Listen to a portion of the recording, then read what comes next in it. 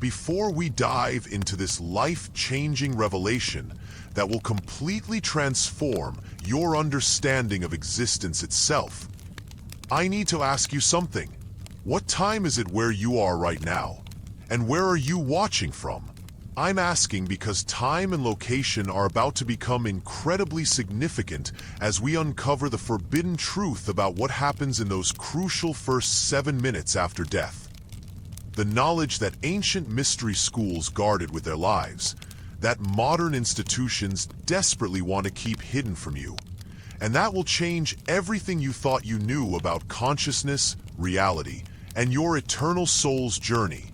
You see, they've spent centuries conditioning us to fear death, to see it as an ending, a void, a terrifying unknown.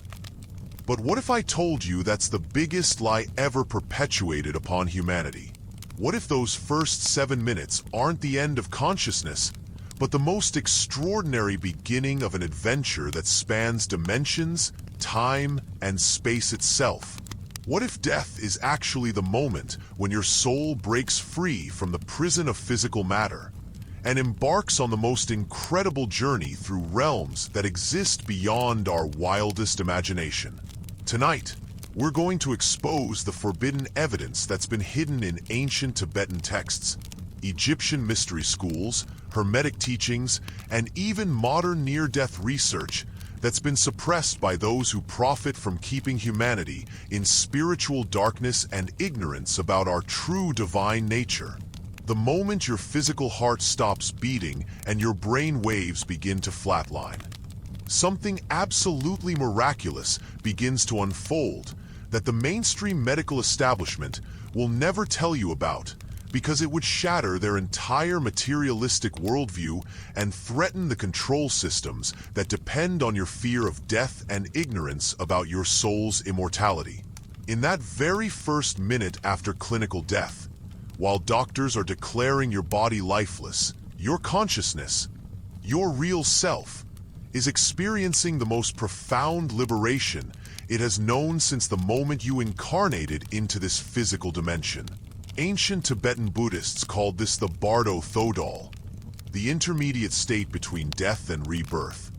And they spent lifetimes studying and mapping exactly what happens during these precious minutes because they understood that death is not an ending but a sacred transition, a doorway into higher dimensions of existence that most humans never even dream of experiencing while trapped in their physical bodies.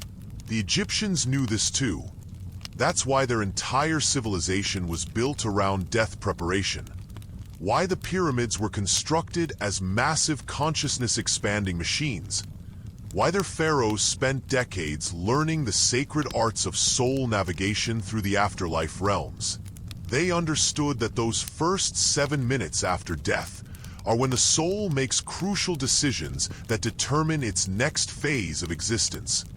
Whether it will ascend to higher dimensions or get pulled back into another cycle of physical incarnation. But here's where it gets absolutely mind-blowing. Modern science, particularly the research conducted by Dr. Sam Parnia at New York University and Dr. Pim van Lommel in the Netherlands, has discovered that consciousness continues to function for up to 20 minutes after the heart stops beating, completely contradicting everything we've been taught about brain death and the nature of consciousness itself. They've documented cases where patients have had the most vivid, detailed experiences of their lives while their brains showed zero electrical activity. Experiences so profound and transformative that they come back as completely different people, with expanded psychic abilities, deep spiritual wisdom, and absolute certainty that consciousness exists independent of the physical brain. Yet this research is being suppressed, buried in obscure medical journals, dismissed as hallucinations or oxygen deprivation. Because if humanity truly understood what happens in those first 7 minutes after death, the entire foundation of our materialistic, fear-based society would crumble overnight. The moment your physical heart stops beating and your brain waves begin to flatline. something absolutely miraculous begins to unfold that the mainstream medical establishment will never tell you about, because it would shatter their entire materialistic worldview and threaten the control systems that depend on your fear of death and ignorance about your soul's immortality. In that very first minute after clinical death, while doctors are declaring your body lifeless, your consciousness, your real self, is experiencing the most profound liberation it has known since the moment you incarnated into this physical dimension. Ancient Tibetan Buddhists called this the Bardo Thodol, the intermediate state between death and rebirth, and they spent lifetimes studying and mapping exactly what happens during these precious minutes because they understood that death is not an ending but a sacred transition, a doorway into higher dimensions of existence that most humans never even dream of experiencing while trapped in their physical bodies. The Egyptians knew this too. That's why their entire civilization was built around death preparation, why the pyramids were constructed as massive consciousness-expanding machines, why their pharaohs spent decades learning the sacred arts of soul navigation through the afterlife realms. They understood that those first 7 minutes after death are when the soul makes crucial decisions that determine its next phase of existence, whether it will ascend to higher dimensions or get pulled back into another cycle of physical incarnation. But here's where it gets absolutely mind-blowing: modern science, particularly the research conducted by Dr. Sam Parnia at New York University and Dr. Pim van Lommel in the Netherlands, has discovered that consciousness continues to function for up to 20 minutes after the heart stops beating, completely contradicting everything we've been taught about brain death and the nature of consciousness itself. They've documented cases where patients have had the most vivid, detailed experiences of their lives while their brains showed zero electrical activity. Experiences so profound and transformative that they come back as completely different people, with expanded psychic abilities, deep spiritual wisdom, and absolute certainty that consciousness exists independent of the physical brain. Yet this research is being suppressed, buried in obscure medical journals, dismissed as hallucinations or oxygen deprivation. Because if humanity truly understood what happens in those first 7 minutes after death, the entire foundation of our materialistic, fear-based society would crumble overnight. Let me tell you exactly what happens in that first minute after your heart stops. Your consciousness, which has been compressed and limited by the dense vibrations of physical matter for your entire lifetime, suddenly begins to expand like a cosmic explosion of awareness. The electromagnetic field that surrounds your body, what ancient traditions call the aura or light body, begins to separate from your physical form, rising upward like a luminous mist that contains the entire essence of who you truly are. This isn't your imagination. This isn't metaphor. This is documented by Kirlian photography, by electromagnetic field detectors placed around dying patients, by thermal imaging that shows heat signatures leaving the body at the moment of death. Your consciousness, freed from the constraints of physical sensory input, suddenly has access to a 360-degree perception of reality that extends far beyond anything you've ever experienced while alive.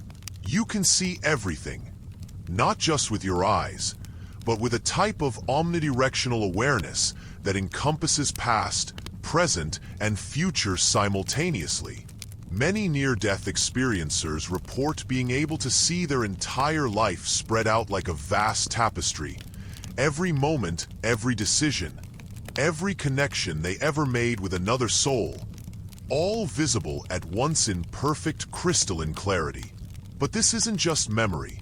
This is living reality, where every experience you ever had is still happening in the eternal now, where every person you ever loved is still connected to you by golden threads of light that extend across dimensions and through time itself.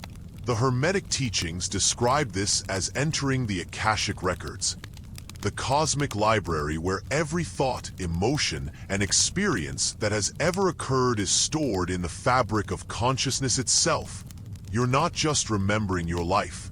You're experiencing it from a divine perspective, seeing how every joy and every pain, every triumph and every struggle was perfectly orchestrated to help your soul evolve and expand into greater levels of love and wisdom. By the second minute after death, something even more extraordinary occurs. You begin to encounter what the Tibetan Book of the Dead calls the clear light of reality. A blindingly brilliant radiance that isn't just illumination but pure consciousness itself, the source light from which all existence emerges and to which all existence returns. This isn't just metaphysical poetry. Modern near-death researchers have documented that virtually every person who has experienced clinical death reports encountering this overwhelming light that radiates infinite love, wisdom, and acceptance. But here's what they don't tell you in the sanitized, New Age versions of near-death experiences. This light is also a test, a crucial moment where your soul's evolution is measured and your next phase of existence is determined. The ancient Egyptian Book of the Dead describes this as the weighing of the heart ceremony, where your soul stands before the cosmic judges and your entire lifetime is evaluated based on how much you've grown in love, compassion, and spiritual understanding. If your heart is heavy with unresolved karma, negative emotions, and spiritual ignorance, you experience this light as terrifying, overwhelming, unbearable. And your consciousness immediately begins to contract, pulling you away from the divine realms and back toward another cycle of physical incarnation where you'll have another chance to learn the lessons you missed in this lifetime. But if you've spent your life developing spiritual awareness, practicing compassion, and expanding your consciousness through meditation, service, and inner work, this light becomes the most beautiful, welcoming presence you've ever encountered. The very essence of divine love calling you home to your true nature as an eternal, unlimited being of pure consciousness. The third minute after death is when you encounter what mystics throughout history have called the beings of light. But these aren't angels with wings and harps like religious art depicts them. These are advanced consciousness entities, souls who have transcended the cycle of physical incarnation and now exist as pure awareness in the higher dimensional realms. Some are what we might call spirit guides, souls who have been connected to you across multiple lifetimes, helping to orchestrate your spiritual growth and evolution from behind the scenes. Others are family members and loved ones who have passed before you, but you'll be shocked to discover that they appear not as you remember them in their physical bodies, but as radiant beings of light who embody the highest aspects of their consciousness, free from all the limitations, fears, and illusions that characterize their earthly personalities. The most profound encounters, according to the ancient mystery school teachings, are with what the Gnostics called the Eons, cosmic beings who represent different aspects of divine consciousness. These encounters aren't random. They're specifically designed to help your soul integrate the lessons of your most recent lifetime and prepare for whatever comes next in your eternal journey of consciousness expansion. Some near-death experiencers report receiving downloads of cosmic knowledge during these encounters, sudden understanding of the nature of reality, the purpose of existence, the interconnectedness of all life. Information so vast and profound that when they return to physical life, they spend years trying to translate these revelations into human language. The ancient Hermetic axiom, as above, so below, takes on completely new meaning when you realize that these higher dimensional beings are actually future versions of ourselves. what we're all evolving toward as we shed the illusions of separation and remember our true nature as fragments of the one infinite consciousness that is the source and substance of all existence. During the fourth minute after death, your consciousness begins what the ancient mystery schools called the sacred review. But this isn't the judgmental, punitive experience that fear-based religions have conditioned us to expect. Instead, it's the most compassionate, healing process imaginable, where you experience your entire life from multiple perspectives simultaneously. Not just your own viewpoint, but the perspective of every person you ever interacted with, every animal you encountered, every plant you touched, every element of nature that was affected by your presence on Earth. This isn't about punishment or guilt. It's about understanding, about seeing how every single action, thought, and emotion you ever had created ripples that spread out across the web of existence, affecting countless other beings in ways you never realized while trapped in the limited perspective of physical incarnation. The Akashic records reveal themselves as a living, breathing entity that contains not just information, but the actual experience of every moment that has ever occurred in the history of consciousness. You don't just see what happened. You feel it, you live it, you experience the joy you brought to others and the pain you caused. Not from a place of shame, but from a place of infinite compassion and understanding that helps your soul integrate every lesson from your earthly journey. Many near-death experiencers report that during this review, they're accompanied by beings of tremendous wisdom and love who help them understand the deeper purpose behind even their most challenging experiences. They realize that every betrayal taught them about loyalty, every loss taught them about love, every failure taught them about resilience, and every moment of suffering was actually their soul's way of expanding its capacity for compassion and empathy. The review becomes a celebration of how far their consciousness has evolved, a recognition of the courage it took to incarnate into physical density and face all the challenges necessary for spiritual growth. The fifth minute after death is perhaps the most crucial, because this is when your soul reaches what the Tibetan tradition calls the first bardo, the moment of ultimate choice where you determine the trajectory of your consciousness for potentially eons to come. Ancient wisdom traditions understood that souls at this stage face three fundamental paths. The first path is what Buddhism calls liberation, the opportunity to merge completely with the clear light of reality and transcend the cycle of death and rebirth forever, becoming one with the source consciousness from which all existence emerges. But here's the secret that most spiritual teachings won't tell you. This path requires that you've already achieved a level of consciousness expansion during your physical life that allows you to recognize and embrace this infinite light without fear or resistance.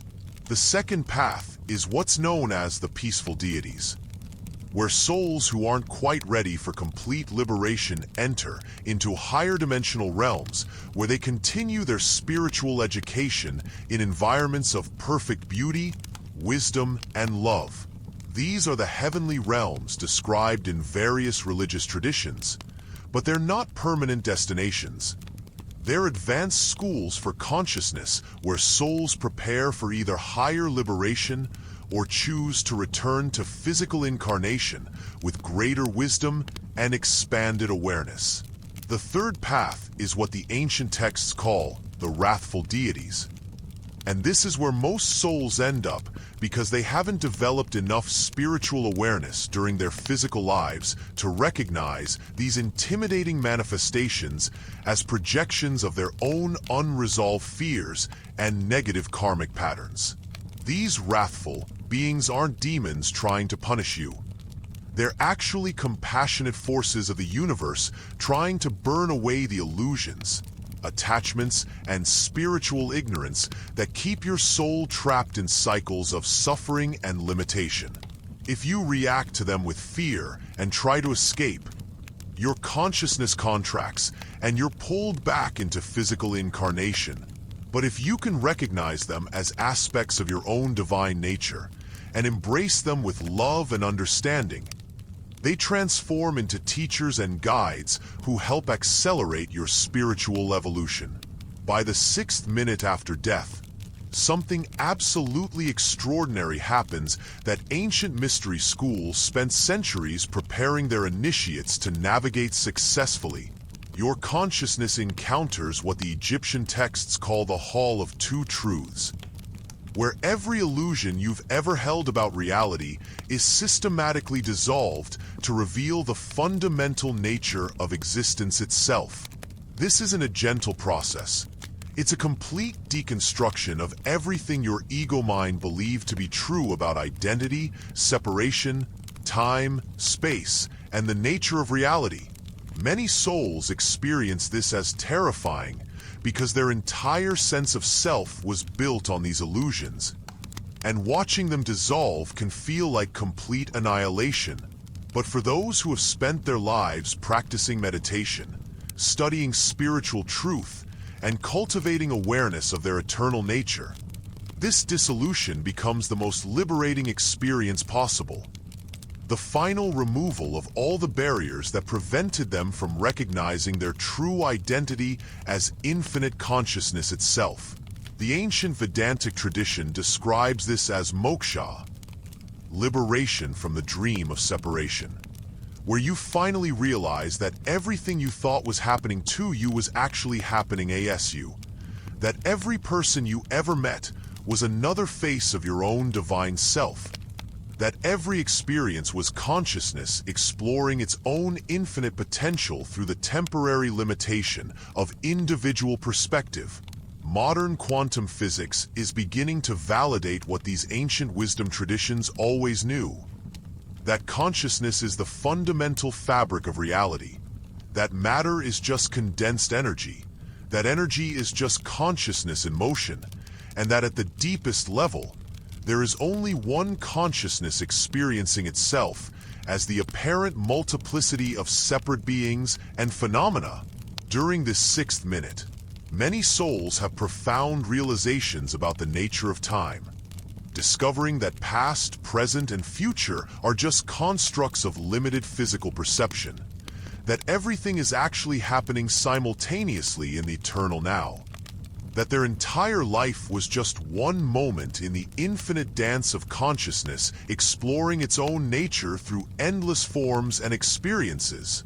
The 7th and final minute after death is when your soul faces what the ancient traditions called the Great Choice, the ultimate decision that determines whether you'll continue evolving toward higher dimensions of consciousness or return to physical incarnation for another round of spiritual education through the challenges and opportunities of material existence. But here's the profound secret that's been hidden from humanity for millennia. This choice isn't made by your ego mind or even your personal will. It's made by the deepest, most authentic aspect of your being, the part that knows exactly what experiences your soul needs for its continued evolution and expansion. Some souls, recognizing that they still have karmic patterns to resolve or lessons to learn that can only be mastered through physical incarnation, choose to return to Earth or similar physical dimensions. They select their next lifetime circumstances, their parents, their location, their challenges, their opportunities. With the precision of a master artist choosing colors for a painting, knowing that every detail will provide exactly the experiences needed for their soul's continued growth. Other souls, having completed their physical education, choose to continue their evolution in higher dimensional realms where they become teachers, guides, and assistants to souls still navigating the challenges of material existence. And the most advanced souls choose to transcend individual existence altogether, merging with the source consciousness and becoming part of the infinite intelligence that orchestrates the entire cosmic dance of evolution and expansion. The ancient Hermetic teaching, Know Thyself, takes on its ultimate meaning in this 7th minute, because you finally see yourself as you truly are, not a separate, limited being struggling through a hostile universe, but an eternal, infinite expression of the one consciousness that is the source, substance, and destination of all existence. You realize that every lifetime has been perfect, that every experience has been necessary, that even your greatest failures and deepest sufferings were precisely calibrated to help you develop the strength, wisdom, and compassion needed to recognize and embody your divine nature. What makes this knowledge forbidden is that if everyone understood what really happens in those first 7 minutes after death, the entire structure of our fear-based society would collapse overnight. Governments depend on citizens who are afraid of death because fearful people are easy to control, easy to manipulate with promises of security and threats of annihilation. Religions depend on followers who believe they need external salvation because people who understand their own divine nature don't need intermediaries between themselves and the divine. Medical establishments depend on patients who see death as the ultimate enemy because people who understand death as a sacred transition don't live in constant anxiety about their physical mortality. Educational systems depend on students who believe that material success is the highest goal because people who understand the eternal nature of consciousness don't sacrifice their spiritual development for temporary worldly achievements. The ancient mystery schools of Egypt, Greece, Tibet, and India all taught these truths openly to their initiated students. But this knowledge was gradually suppressed as religious and political institutions realized that spiritually awakened humans are impossible to control through fear, guilt, shame, and ignorance. The burning of the Library of Alexandria, the destruction of the Gnostic Gospels, the persecution of mystics and shamans throughout history. These weren't random acts of violence. They were systematic attempts to erase humanity's understanding of our true nature and keep us trapped in spiritual amnesia. But the truth has been preserved in hidden texts, encoded in sacred art, whispered through oral traditions, and now it's emerging again because we're entering a new age of consciousness where humanity is ready to remember who we really are and why we're here. The implications of this hidden knowledge extend far beyond just understanding death. It completely transforms how you live every single day of your current incarnation.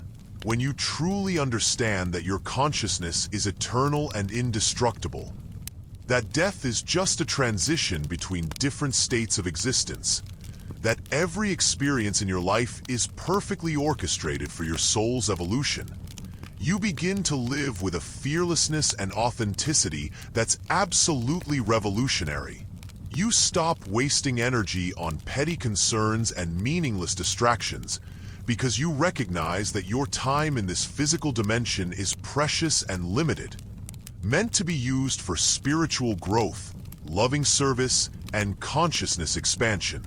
You start paying attention to the synchronicities and signs that are constantly guiding you toward your highest path, because you understand that your spirit guides and higher self are always communicating with you, helping you navigate toward experiences that will accelerate your evolution. You begin to see every person you meet as another aspect of your own divine self, every challenge as an opportunity for growth, every moment of beauty as a reminder of the infinite creativity and love that is your true nature. Most importantly, you stop living in the future or dwelling in the past, because you realize that this eternal now moment is where your power lies, where transformation happens, where you can align with the flow of consciousness that's always guiding you toward greater love, wisdom, and spiritual awakening. You understand that preparing for death isn't about religious rituals or dogmatic beliefs. It's about developing the spiritual awareness and emotional maturity needed to navigate those crucial 7 minutes with grace, courage, and wisdom. It's about living each day as if it might be your last physical experience, not from fear but from the recognition that every moment is a gift, every breath is sacred, every opportunity to love and serve is a chance to evolve your consciousness toward its ultimate destiny as a fully awakened, liberated being of infinite light and wisdom. The time has come for humanity to reclaim this forbidden knowledge that's been hidden from us for centuries. To remember that we are not limited physical beings having occasional spiritual experiences, but unlimited spiritual beings having a temporary physical experience. And that death is not the end of our story, but the beginning of an adventure that's more magnificent than anything we can imagine while trapped in these dense material bodies. The 7 minutes after death are just the gateway to an existence of unimaginable beauty, wisdom, love, and creative power that awaits every soul brave enough to embrace the truth of their divine nature and live in alignment with the highest aspects of their eternal being. Your consciousness is preparing for this transition every single night when you dream, every time you meditate, every moment you experience love, compassion, wonder, or spiritual insight. You're not just learning how to live. You're learning how to die consciously, and how to return to this physical dimension with greater wisdom, deeper love, and expanded awareness of who you truly are, and why you chose to be here during this incredible time of planetary awakening and consciousness evolution. The secret is no longer hidden. It's here for those with eyes to see and hearts open enough to embrace the most beautiful truth in existence. You are eternal, you are infinite, you are loved beyond measure, and your journey of consciousness has only just begun. Thank you for joining me on this profound journey into the forbidden truth about what happens in those crucial first 7 minutes after death. If this revelation has touched your soul and awakened something deep within your being, you know that your consciousness is already preparing for that sacred transition and the magnificent adventures that await beyond the veil of physical existence. Keep seeking, keep awakening, and remember, you are so much more than you've been taught to believe.